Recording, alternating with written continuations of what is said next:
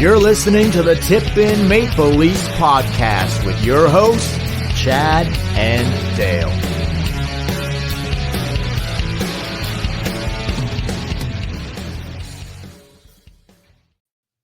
Hey everybody, welcome to the Tip In Maple Leafs podcast, episode number 263. I'm Chad. I'm Dale. We're coming to you today to talk about the Leafs, who came off a 3-2 win on Friday against the Rangers, and then a little afternoon delight in Pittsburgh. And what a delightful game that was.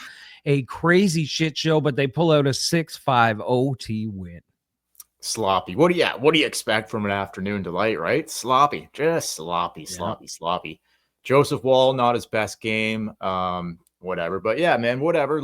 So here we are now, like you said, 3-2 win against the Rangers in New York, and then a sloppy 6-5 overtime win against the Pittsburgh Penguins this afternoon. Leafs have won 5 straight games, have not lost since coming out of the Four Nations break, have not played anywhere near their best hockey. Keep winning hockey games, man. Yeah. Still first place in the division. Florida doesn't play today, but more on the Cougars later because I got a bunch of things I want to get off my chest there. But yeah, man. So what'd you think? Overall, can't really complain, right? 5 straight wins, haven't lost since Four Nations. They're not playing their best, but they're still finding ways here. What are your thoughts of the weekend? That's exactly what it is. There's something about it. Like they just don't look that sharp or whatever, but they're pulling off these wins, so I'm not going to complain. Yeah. Sometimes it's the goaltending that's holding them in. That game like today, it's just a shit show that you pull out a win. Yeah. Can't complain. It's kind of strange. Like they'll go on losing streaks where they're playing really well, and we have so much to complain about. But when they're winning, we brush that under the rug, baby. We don't talk about that. No, you got to. So I just wanted to say, first of all, so we don't have to spend a ton of time here, but I saw your story feed today. Your son, did they win, or do you want to? Because did they win? They tied. They tied. They tied. How can you tie in a tournament? It's not a tournament. It was the last game of the year. Oh, so how can you tie then either then? You just tie. That is not right, man. I know. I thought they were gonna pull out a little overtime or shootout or something. Okay, you don't want to play OT. At least pick a couple kids to go and put for a shootout. That's what I thought. And they had time to do it too, because like everybody that has kids in hockey, the arenas are jam-packed. There's always another team coming on the ice.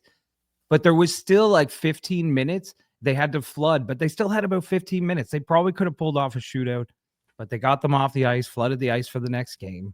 Kids, who wants to go home with a tie? I didn't want to go home, and I wasn't even playing. Feel good with a tie? I'd rather lose. Kids learn a lot from losing too. In sports, not just winning. You don't learn dick from a tie. Nothing. No. So, but it's just the way, it's the way hockey is. If it was a different sport where you had the whole, if it was baseball in the summer, you got the whole field to yourself for the whole day. You just keep playing. But with hockey, it's all about ice time. Anyway, I thought his team won, but the only reason I brought that up was because I saw your picture and he's standing beside a mini Stanley Cup. Yeah. And I'm like, where do I get my hands on that fucking thing? Because it looked incredible. Yeah, it did look really good. They bring that out, so they don't keep it or anything. They bring it out for every league. Every age group gets that cup. It looked really cool. Yeah, and it's really cool for the kids. Did you go feel the weight of it or no? No, I didn't touch it. What am I going to go out? They're 8 years old. Am I going to go out and just knock all the 8-year-olds? Yeah, but that didn't look over and be like, hey, buddy, give me that cup. No, I saw later, it was on a table and your son was dressed and he was standing beside it. That's where I would have went up and been like, okay, let's feel the weight of this thing here. It's light. It's just but it looked like a 3-foot trophy. No, not 3 feet. No, it's 3 feet. It's 2.5, 3 feet. It looked pretty big. It looked like a really cool replica. Yeah. I would love to get I might have been start the car, honey. Bring it to the door here because I'm swiping this thing. Because they tied, they brought the cup out, and then each team took a picture with the cup. Yeah. And then they did their medals, and they gave away the awards, MVP, most improved, all that stuff. Yep. Cool. And that was it. Cool. All right. And I'll give him a shout out. He had a sweet assist in the game. Came in on a 2-on-1, fed a nice little saucer pass right onto the kid's stick, and he swiped it home. That put them up 3-2. Couldn't hold on. Couldn't hold on, baby. What do you do? Okay, anyway, so just, I saw the cup trophy. I'm like, that looks so fucking cool. Like, I just had to mention that. But anyway, you know what else was super cool this afternoon?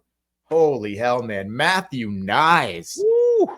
The buzzer beater at the end of the second period, like the bench is yelling, shoot it. I'm like, he's going to run out of time. There's no way he's going to have time to bury this. Top shelf, no problem. 0.1 second on the clock. Like, just crossed the line. Didn't even hit the net. Didn't even hit the back of the mesh. No, but it crossed the line. Crossed the line. How cool was fucking that? Was like it wasn't a boring game. It was back and forth. It wasn't boring at all. No, it was a sloppy game, but that was the moment that got me like, oh, hello. That's something you don't see every day. Yeah, that was crazy. I mean, anything less, like if he had a shot it just a little slower, or if he had took just anything less, no goal. Like, he did it perfect. 0.1 point, what did they call that? 0.1 of a second or whatever it is? 0.1. So anyway, super what cool. A terrible play by Pittsburgh. Like, just a god awful pass. Like, you have 5.7 seconds left. Dead giveaway. You don't throw it. You get it deep. Like, you just get out of the period, and he threw it right to Nyes, who just left. Yeah. And they held on to that lead for a solid 10 seconds. 10 seconds into the third period, Matthews cannot tie up his man going to the net. Bing, bang, boom, it's in. But more on him in a second. Nylander, he gets the OT winner, and he moves into 10th. All types of guys breaking records this afternoon for the Leafs. Nylander gets the OT winner, moves him into 10th all-time in goals for the Leafs. So he's moving on up. I think that was his 35th goal of the season, if I'm not mistaken. Mitch Marner with an assist today moves into 5th all-time in points. 5th all-time in points. If he re-ups, clearly we know where that's going to end up. It'll be 1 or 2, and it'll probably be 1 because he's just a fucking, like, all the kid does is put up, not a kid anymore. All the guy does is put up points. So 5th all-time for Mitch in points. All-time Leafs. Austin Matthews finally pops one in here, Chad. Little 5-hole action. Little afternoon delight 5-hole action. Come on. You could see that one coming from a mile away. But he finally gets one to beat a goaltender. Moves him past Sittler into 2nd all-time in goals, only behind Matt Sundin. I believe he's 31 behind Matt's, which Austin will pass next season. Your thoughts on all that? Nylander getting the OT winner, Marner getting the assist, Austin getting off the schneid, and just all of them moving up in goals and points and overall, like. Yeah, it's great. It's great that you're moving up and you're breaking Toronto Maple Leaf records. You've been here a long time. They are incredibly talented players. As for today, I thought Nylander looked like shit the whole game until he scored in overtime. Yep. Marner didn't have none of them really had a great game. And Matthews, he got won by a goalie, man. But there's something wrong with this dude. Oh yeah. I'm not letting him off the whatever. But it's great. Break the records. That's great. You know what record I want to break is that 57-year drought of no Stanley Cup. That's the record I'd really like to break. Not letting him off the hook. That's the word I was looking for. But don't let him off the hook. No, but I mean, it's just an incredible milestone. Like, look, I'm with you with everything you just said there. But at the end of the day, are we looking at whatever order you want to put it? Matthews, Nylander, Marner, whatever. Are we looking at the 3 best players that have ever worn the jersey? Like, points wise, will it end up that way? Probably. And regular season wise, yeah. I mean, incredibly talented players. Like, last year Matthews got 69 goals. I've never seen that in my life by any Leaf player. That was unreal. No. Mitch Marner, I mean, we had Dougie. We had players that would put up 100-point seasons, like tons of assists, great playmakers. But the fact that we've had Marner since he was drafted, if he stays here his whole career, he'll smash that record. Yeah, well, same with all 3 of them, right? Like, I mean, yeah. But and even Riley, you could throw in there too. Like, I mean, I'm not sure if he probably gets to Caberlet. Well, depending on, I shouldn't say that because there could be an offseason trade. Like, we don't really know for sure what the future holds for Morgan Riley. But if he does stay, hypothetically, if they're all Leafs. if Riley does stay, I could see him catching Caberlet. Salming, I'm not convinced of that. But still, if Riley ends up, well, he's third now all-time points for D. Even if he gets to second, that's still incredible for a 100-year-plus old franchise like the Toronto Maple Leafs. So, but anyway, yeah, I just, look, it's not, there's not, we're going to get into some trade talk here, obviously, but, well, we did a week away, week away, right? 5 days away at Trade Center. So, going to get into it, but I just wanted to bring up those three because they all, milestone afternoons for all three of them, and good on you, boys. But like you said, Jad, like, hey, getting closer to the playoffs, and yeah, it's all good. Like, all-time Leafs stats, that's great, but is it all going to be like meaningless if we don't end up getting a championship out of this all? It won't be meaningless, but it won't have as nice a feel or a look to it as like, hey, look at these three guys who like best Leafs statistically wise that have ever done it. Couldn't win the big one. Big one. Yeah, I mean, years down the road, you'll look, if they don't win, you'll look back at those records. We'll talk about how great of players they were, but they'll always kind of be like a cloud over top. It's kind of like they had some great players in the 80s.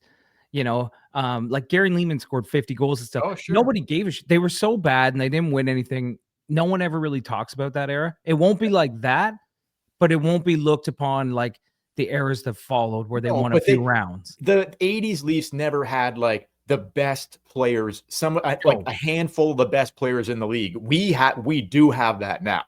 Yeah. So it's different. It's different. But it's totally different. I know what you're saying. I'm just saying, like, if you don't win the cup, not if you don't win the cup, if you get bounced again in the first round, like if these guys end their Leafs career with just one win, playoff win against Tampa Bay, they can break all the records they want, but we're always going to talk about them as the group that couldn't get it done. 100%. 100%. Okay. Anything else on that? Anything else on the games or anything else on them? Or we'll get into some trade talk here because I got a few things to wrap. All right, let's hear what you got. Okay. Maybe before we do that, 5 days away from Trade Center, a lot of stuff that we're going to be going over here. This might be our last podcast not before the Trade Center, but maybe Thursday. We'll talk about that at the end of the show. But anyway, guys, we here at the Tip In Maple Leafs podcast have partnered up with the Hockey Podcast Network and DraftKings. Chad's going to tell you all about it. Yeah, so it may not feel like it outside right now because it's minus, what is it, Dale? Minus 30? Yeah, not the best out there today weather-wise. It is cold as a witch's titty out there, but spring is right around the corner. And you know how I could tell? Because I was flipping through the tube and I saw golf on TV. The golfers are hitting the links, and then you know what? You can bet on it at DraftKings Sportsbook. From Thursday's opening round right until the closing round on Sunday, put your money where your mouth is. Get in there, pick a props bet, pick a player, whatever you want. It's that easy. You bet $5 and you can get up to $150 in bonus bets. All you got to do is use promo code THPN. That's promo code THPN when you go to DraftKings Sportsbook. Download the app right now. Bet on the golf, bet on the hockey, bet on the basketball, anything that you want. With just $5, you can get up to $150 in bonus bets instantly. All right? That's only at DraftKings with promo code THPN. The crown is yours, baby. The crown is yours. There you go. I was actually watching some of the golf. It's so... It makes me so...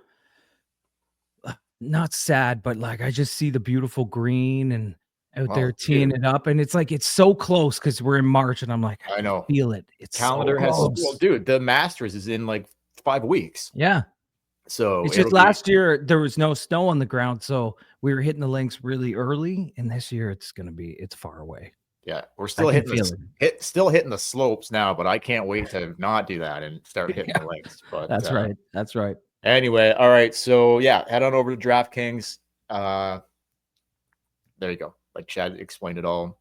Start betting on some games, golf, whatever you want to do. Preseason baseball right around the corner as well. I have absolutely no faith in the Toronto Blue Jays this year whatsoever. Cannot believe Shapiro and Atkins still are. You don't have faith in Ross Atkins? One of the greatest general managers of our generation. You want to talk about a franchise? We were just talking about the Leafs winning one playoff series with this group. The Jays, not one playoff game. Okay. So like, but Atkins and Shapiro, no Even problem. when they had an 8-1 lead in one of those games, they still didn't pull it off. Nope, could not do it. So it looks like Vladdy wants out. It looks like Bo is going to leave. Like, it's not. I'm not letting these guys run a rebuild. There's no fucking way. Like, they had their shot. They should have never gotten rid of Anthopoulos. Anyway, I digress with the Blue Jays. I think it's going to be brutal this year. But anyway, so we get an interesting trade Saturday. Seth Jones, he's cooking his way down south to the Cougars. The Cougars are getting in on a little early action by nobody's surprise. Actually, it did catch me off by surprise a little bit. But let me just bring this puppy up here because, okay, Matthew Tkachuk goes on LTIR. Strong possibility he's going to be out for the rest of the regular season and will miraculously make his way back for game one of the playoffs. Did you hear that information? I did. I saw he was put on LTIR. Okay. But did you see the information about like potentially out until the playoffs? Yep. Okay. So Seth Jones goes to the Florida Panthers with a 2026 fourth round pick. Chicago receives back goaltender Spencer Knight and a conditional 2026 first round pick. What? Was there money retained there? Do you know or no? I think there was. Like Chicago would have had to retain? Yeah, I'll look it up. Because they already retained money in the Rantanen They're retaining deal. 26% of Jones's salary. Okay. Which works out to about $2.5 million annually. Okay. So I want to get your thoughts on this, but first off, I want to get your thoughts on this. Why couldn't the Toronto Maple Leafs? So now the team that we are going to have to go through potentially to win the Eastern Conference just got Ekblad, Seth Jones, Forsling. Their defense looks pretty fucking good. Like that's Seth Jones is a Chicago sucks, not a good team. You put Jones on a good team, he's a banger, man. Like he can still play. I would have liked Seth Jones. Like you can't give up. What's the dude on the Marlies? The big guy, Hildeby. Hildeby wouldn't get the Hildeby in a conditional first. You couldn't get this trade done. Like what's Spencer Knight? Prospect. He's not a number one goaltender. Yeah, you don't know, but yeah, no. Maybe he's not projected to be. Maybe on Chicago he is. Him and Mrazek, whatever. Yeah, but well, it was also no like there was no beating around the bush. That's what she said. Is that Jones wanted out of Chicago? Of course, like he was just miserable there. So Florida, I mean, though, like it had to be fucking Florida. No, I know. I'm just saying, like, whether it was Hildeby or Spencer Knight, I mean, something was gonna get that guy out of Chicago because he just didn't want to play there anymore.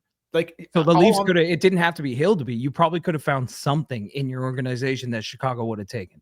Like yes, like I think so, for sure. And I don't know. I don't know what Jones has left on his. He's got term left. I know that. Yeah, he does. But they're eating 26% of it. Yeah, but I think he still makes like 8, or he might make 8.5, something like that. So you'd still be paying him a good chunk of money, but he's a good defenseman. I don't know. What do you think? Do you think like maybe Tree Living was in on him, but it just was like, I don't see how you couldn't offer Hildeby and a conditional first round pick in 2026 and get that same trade done. I just don't.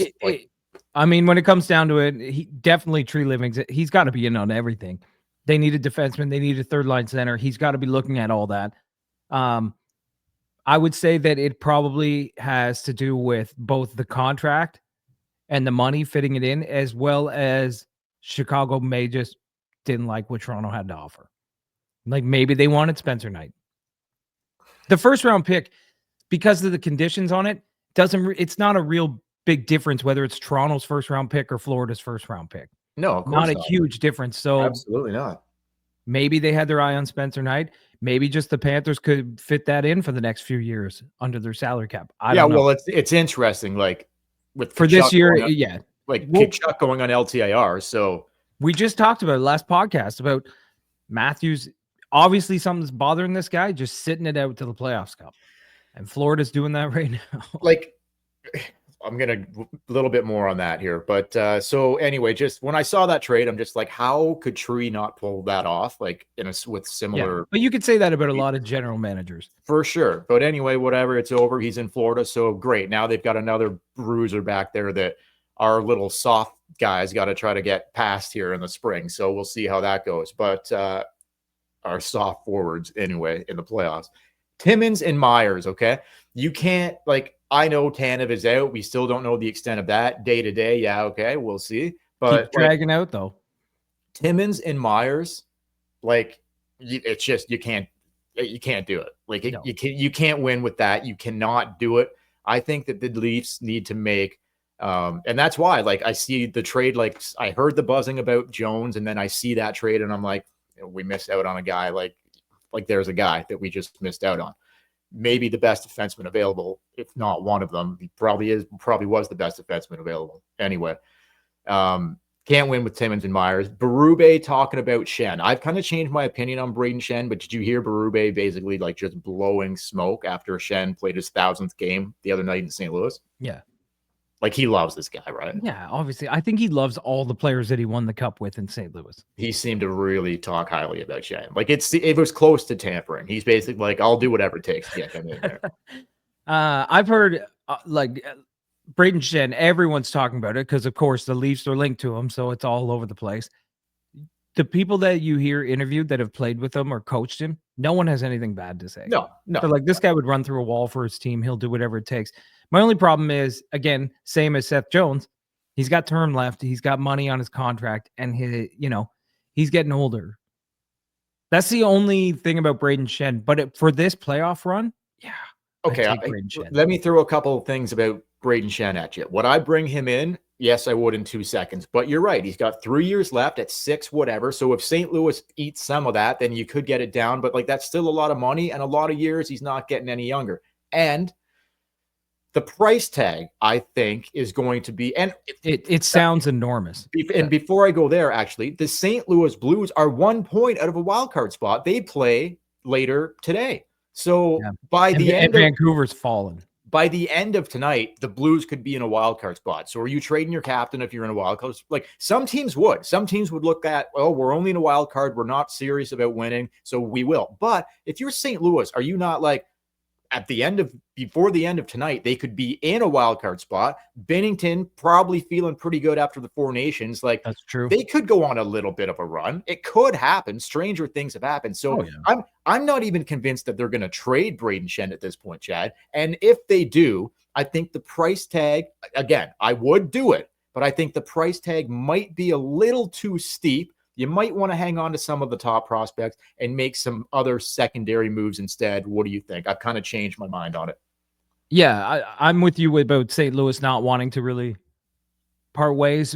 My thought on it is, if you look at the standings, so Colorado's basically like the first wild card spot is kind of distant from the second one. And then you have the Canucks, the Flames, the Blues, and Utah all kind of chasing it down. And if I'm the Blues and I'm looking at that pack, oh yeah, I'm not really afraid of anybody in that pack. No. Also, the Blues, when they won Vancouver. the cup, definitely not Vancouver. No, Vancouver is slipping. They're in the second wildcard spot right now, but they're falling fast. When the Blues won the cup in 2018, they were dead last, and then they just went on a miraculous run, snuck into the playoffs, went all the way to the cup, and won it. Yep. So you telling me, like, if that was the Leafs that did that, will we not be talking about they could do it again? Of course. If they just get in, they can do it again. Of course. They're missing some of the pieces, but that mentality, right? Oh my God, like Binnington's getting hot again, just like he was in 2018. Well, without Binnington, it doesn't happen in the first place. Like, I know, like you say, his confidence is sky high coming off. Yeah. Okay, so I don't think they're going to trade Braden Schenn. If I'm them and looking at this, I'm like, we can get in. Yeah, exactly. So maybe that's just a blessing in disguise. Like, maybe the Leafs it doesn't work out, and we end up not having to give up like our top prospects like Cowan and Minton and Grabankin or whoever, right? So let me throw a couple secondary moves at you here. So in order to make the money work here, I'm not sure. Do you have to put like Matthews on LTIR, or just some moves like guys going back, like if it's Yarncroc or if it's Camp or whoever, Robertson, like, I don't know, just sending guys back. But here's some secondary moves, too, that I would like to see. 4 pieces I'm talking about. I think this team isn't just 1 or 2 pieces away. I think they need like 3 or 4 guys. Here's the trades I'm going to propose to you. 2 guys that were here when they beat Tampa Bay. Ryan O'Reilly, Luke Shen. One-stop shopping, Nashville Predators. O'Reilly, 4.5 a year left, 2 more years left. Shen, 2.75 left for 1 more year, okay? And then I'm going to throw another one out there, and then you take it for what you think on this. Yeah. Another one-stop shopping in Philadelphia. Scott Lawton, $3 million left for 1 more year. Rasmus Ristolainen, $5 million left for 2 more years. Luke Shen, Ristolainen, both good right-handed defensemen. Lawton, O'Reilly, you like Lawton's a hell of a player. He's maybe not as good as Braden Shen, but he's not too far off. I was looking at their points today, and probably be a lot cheaper. Well, the money there, like, look at what they're making. Like, look at what the if they. Well, and I just mean like what you'd have to give up. Oh God, are you kidding me? Like an O'Reilly Shen package, you could do it for picks and maybe a prospect. Same thing for Lawton and Ristolainen. Same thing, like a way lesser than this whole Braden Shen thing. So there's 4 names I'm throwing out at you. 2 guys can play center. 2 guys are right-handed D. What do you think? What do you think there? Instead of doing the St. Louis thing. Yeah, I'm okay. I'm okay with doing anything. Like, do you like one of those over the other, or would you like both? Because I'd kind of like to see both of those things happen. Wow, that's getting pretty craysy. You're swinging hard. You have to fit all that money in, and then they all have term left on their deals. Yeah. To me, like if you were to do that with Nashville, because I like Ryan O'Reilly more. Than Scott Lawton? Yeah, I think in the playoffs, Ryan O'Reilly. Yeah, he's older, but I like Ryan O'Reilly in the playoffs. Okay. I just think come playoff time, we got 1 win against Tampa. Yeah, I know. Who was on the team? I know. And he wasn't even playing healthy, really banged up. So no.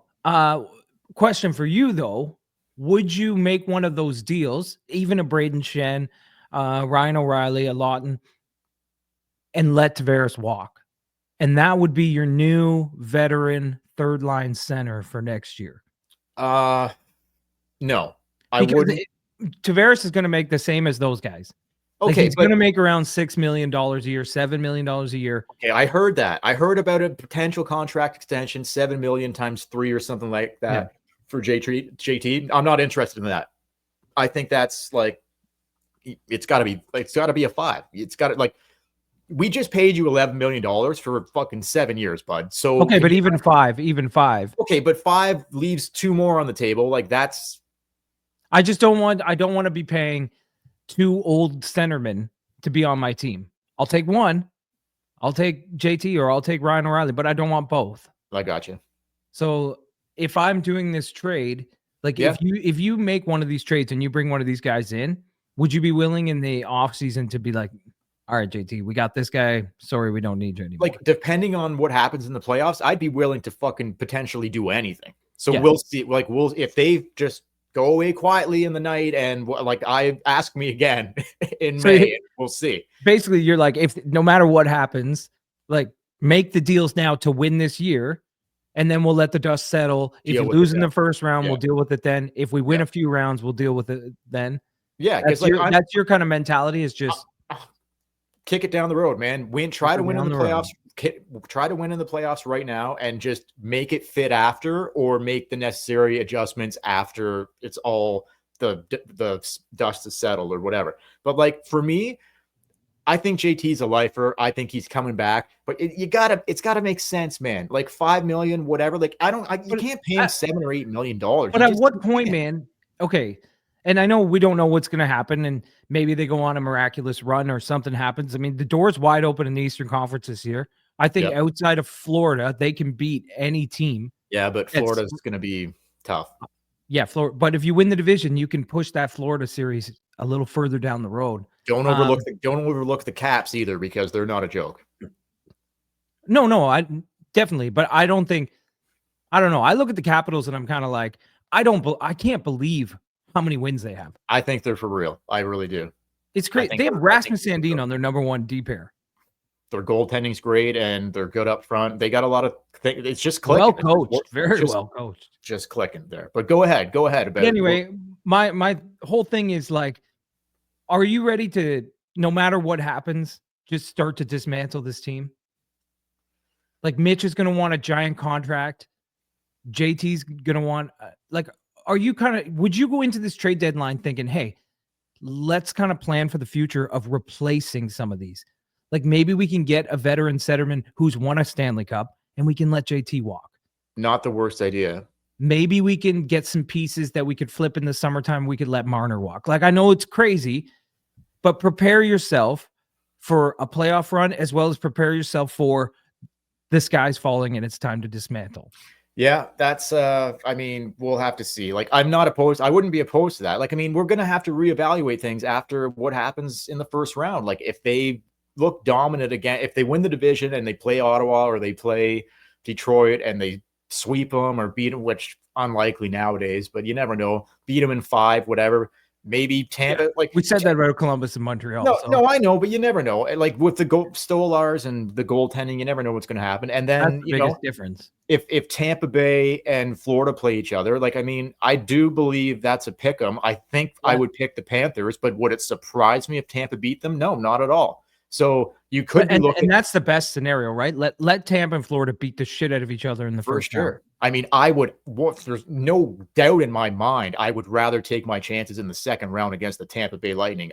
As good as they are, they're not as tough. I don't think they're not as physical as the Panthers. So I much would rather just, if Florida gets beat out, let's play Tampa Bay, and we're only one series. We beat them before. We're one series way a win from the conference finals. So you never know how it's going to shape up. But yeah, man, I'm reevaluating everything after what happens in the playoffs, including Mitch, JT, everything, man. Riley. So your whole thing is the whole deal. Do everything you can to win. Who gives a shit about the offseason? Who gives a shit about the salary cap? We will deal with that later. Basically, and just to go before we leave here, just to go back to the Braden Shen thing, like I think it's just the price tag might be too high. You go after a Ryan O'Reilly, a Luke Shen, a Scott Lawton, a Rasmus Ristolainen. I think the price tag will be much more. When did first round picks become so huge? I know. Like Seth Jones gets a first round pick. Everybody gets a first round pick. Okay, like a first round pick will have to be included for sure. But like I'm saying, you might, do the Leafs have a first round pick? Not this year, next year though. So that's fine though, because that's what they did in that Seth Jones trade. It was 2026 first round pick. So whatever. All I'm saying is, like, without giving up count, if you make that Nashville trade or you make that Philly trade, you probably don't have to give up Cowan, Minton, Grabankin. I don't think you do. Maybe one of them. I'm not sure, but I just think it's just the package would be a lot lighter than if you're going after Braden Shen. So I've kind of turned my mind around that, but we'll see. The idea of Braden Shen and what he brings, and he's a captain, and him and Berube, but same with Ryan O'Reilly though. He played with Berube. Berube loves him. He knows him. It all looks good, but I'm with you, man. You look at that price tag that they want for Braden Shen, and the fact that they're probably not even going to be sellers at the deadline. Yeah, walk away. And one last thing I'll say before we go is I do believe they need to, and I want to see them make a big splash. Because the way it's currently constructed, like Holmberg's played well. I'm getting a little sick of seeing him up on that second line winger there. And, Robertson and Domi had an okay weekend, whatever. But Robertson, some turnovers, Domi, some turnovers. Like, I still don't love that third line, the way it's constructed. And then whatever they do with the fourth line, I don't know. So I still think they need to make a splash, and I want to see them make a splash. We'll see what happens. 1 week away, 5 days away, 5 days away. So it's so crazy. 5 days away. And we'll definitely be doing a podcast the day of trade deadline, just to break down anything that the Leafs did, whether they did something big or not. They play Monday night at home in San Jose. Then they're out west in Vegas, I think, on Wednesday for a late game. Maybe we come back Thursday night and do a podcast, and back to back we do another one Friday for the trade deadline, unless there's a trade that breaks Tuesday or before Friday. then we'll come on then and do it. So fluid schedule this week, but we'll be back a couple times for sure. Probably Thursday and Friday, unless Tree breaks a trade early, then we'll be back early. Yeah, and it's going to be a weird trade deadline. I don't remember the last time there's this many teams in the mix that think that they're can make the playoffs. It's going to be weird. Anyway, for the Tip In Maple Leafs podcast, don't forget, if you want to give your thoughts on trade deadline, who you think they should trade for, what they should do, should they stand pat? I mean, should they do the whole, we got Yarncroc coming back, that's all we need? Should they do things like that? Why don't you leave a comment on the YouTube video, or you can email the tipinpodcast@gmail.com, and you can send us a video or an audio file of your thoughts, and we'll play it here on the podcast. If you're watching this on YouTube, hit like and subscribe. You can follow us on Facebook and Instagram at the Tip In Maple Leafs Podcast. Follow us on TikTok, Tip In Podcast, and on Twitter at Tip In Pod. And until next time, I'm Chad. I'm Dale. We will. Let's keep that winning streak going, boys. San Jose and then Vegas this week. Hey, lock up that top seed in the Atlantic. I think it's going to be crucial. 1 week away. Come on, Tree Living. Come on, Tree Living. Don't stay out of Florida. Stay the hell out of Florida. Don't let us down, Tree. Make something happen. Make something happen. Anyway, thanks for watching, guys. Thanks for listening. Catch you later.